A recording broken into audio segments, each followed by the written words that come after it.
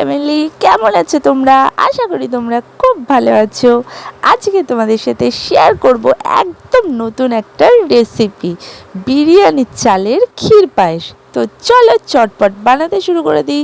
এর জন্য আমি নিয়ে নিয়েছি 100 গ্রাম ভালো বিরিয়ানির চাল। তোমরা যে কোনো বিরিয়ানির চালই নিতে পারো। তো এই চালটা আমি এখন একটা পাত্রের ভিতরে ঢেলে নেব। ঢেলে নিয়ে এটাকে কিন্তু ভালো করে একটু জল দিয়ে ধুয়ে নেব। তোমরা কি এই বিরিয়ানির চালের পায়েস আগে বাড়িতে ট্রাই করেছো? যদি ট্রাই করে থাকো তবে অবশ্যই কমেন্ট করে জানিও। তো ভালো করে চালটা ধুয়ে নিয়ে এর ভিতরে কিছুটা পরিমাণ জল দিয়ে দেব। দিয়ে চালটা ভিজিয়ে রেখে দেব মোটামুটি 45 মিনিটের জন্য। আমি কিন্তু বাড়িতে মাঝে মধ্যে এই বিরিয়ানির চালের পায়েসটা ট্রাই করি। আমার কিন্তু এটা ভীষণ ফেভারিট বলতে পারো। তো 45 মিনিট পরে চালের যে এক্সট্রা জলটা সেটা ছেঁকে ফেলে দিতে হবে। আর আমি এখানে পায়েস বানানোর জন্য নিয়ে নিয়েছি আমুল তাজার 500 দুটো প্যাকেট, অর্থাৎ 1 কেজি আমুল তাজা নিয়ে নিয়েছি। এবার গ্যাসের ফ্লেমটা অন করে দুধটা জাল দেওয়ার জন্য বসিয়ে দেব।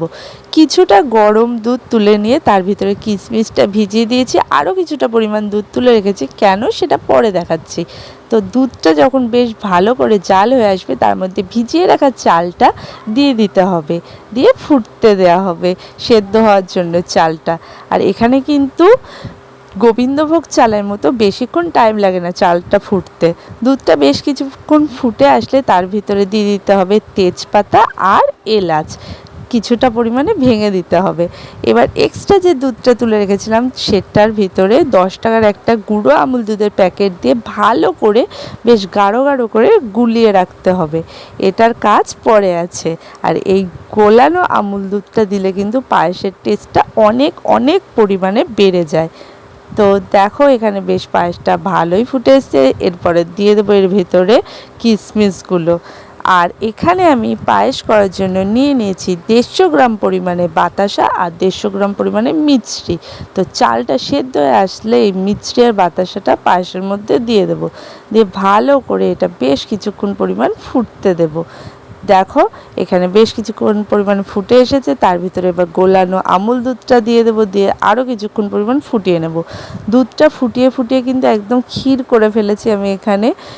1 কেজি দুধ ফুটিয়ে প্রায় 500 থেকেও কম হয়ে গেছে, কারণ যেহেতু এটা ক্ষীর পায়েস। তো এখানে দেখো আমাদের পায়েস কিন্তু একদম রেডি। তো রেসিপিটা কেমন লাগলো তোমাদের অবশ্যই কমেন্ট করে জানিও। ভালো লেগে থাকলে লাইক করে দিও, নতুন হয়ে থাকলে ফলো করে দিও। আর রেসিপিটা কিন্তু অবশ্যই বাড়িতে ট্রাই করো। টাটা।